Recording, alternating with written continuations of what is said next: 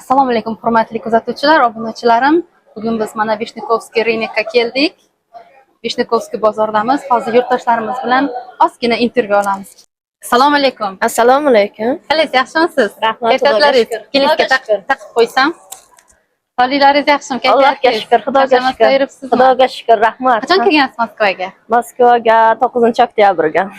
Bu yil keldingiz. Xudoga shukr. Ilgari ham ishlaganmisiz? Ha, ishlaganman. 2 yil deganda O'zbekistonga borib keldim. O'zbekistonliksiz? Aha. Ismingiz? Ismim Dilnoza. Kayfiyatlaringiz qalay hozir? Alloh darajada. 100%. 100%. %100. Da. 100% bo'lishining sababi nimada bugun? Ishlarim a'lo darajada, Allohga shukr. Osmonimiz musaffo, yurtimiz tinch, farzandlarimiz sog' salomat. Ishimizda baraka, Allohga shukr. Hammasiga Allohimga shukr qilamiz. Farzandlaringiz O'zbekistonda? Da, O'zbekistonda 2 nafar farzandim bor. Kimni qattiq sog'inyapsiz oxirgi paytlarda? Oxirgi paytlarda rahmatli bo'lib ketgan ota-onamni sog'inaman. Yoningizda bo'lsalar nima derdingiz? Onajon, otajon, sizni men yaxshi ko'raman.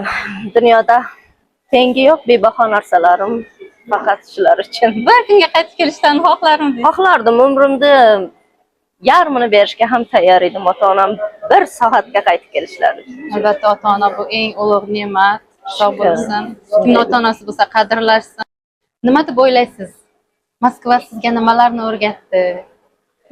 Moskva menga yashashni, odamlarga bo'lgan ishonchni, hayotga harakat qilishni, insonlarning qadr-qimmatini o'rgatdi. Ko'p narsalarni o'rgatdi menga. Birinchi Moskvaga kelgan paytingizda qanday hissiyot bo'lgan ichingizda? Nimalar bo'lgan?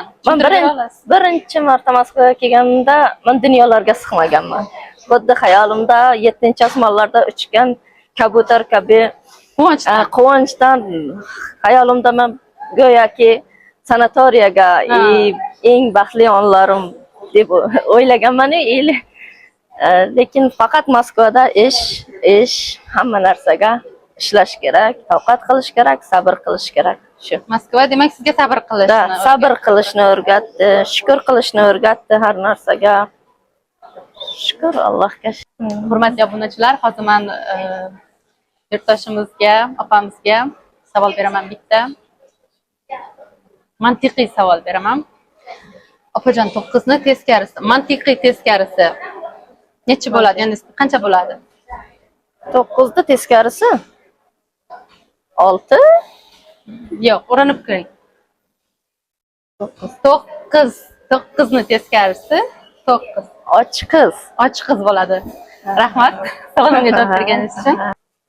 Yaqinlaringizga, o'zingizni, ukalaringiz, opalaringizga, farzandlaringizga aytadigan yaxshi samimiy tilaklaringiz bo'lsa, mana hozir aytishingiz mumkin. Ukam, bittagina ukam bor, tanijoni sog' bo'lishsin, singillarimga omad, baxt tilayman, farzandlarim katta bo'lsin, yaxshi insonlar bo'lishsin, farzandlarimda ham umrlari uzoq, men xohlaganday inson bo'lishlarini tilayman. Allohim shularni tanijoni sog' bo'lsa, menga eng katta baxt shu. Rahmat, sog' bo'ling, salomat bo'ling.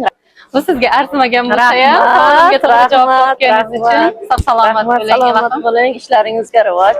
Alloh omadingizni bersin. Rahmat, katta sog' bo'ling. Siz ham ishlaringizga rivoj.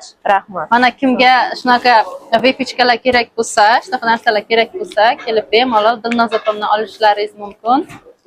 Marhamat. Vishnikovskiy rynkdalar, bozorda, metro Vikhinada. Hurmatli obunachilar, mana Dilnoza opamiz bilan bo'lgan suhbatimiz o'z nihoyasiga yetdi. Dilnoza opa, shu musofir yurtda yurgan o'zimizning yurtdoshlarimizga aytadigan gaplaringiz bo'lsa aytishingiz mumkin.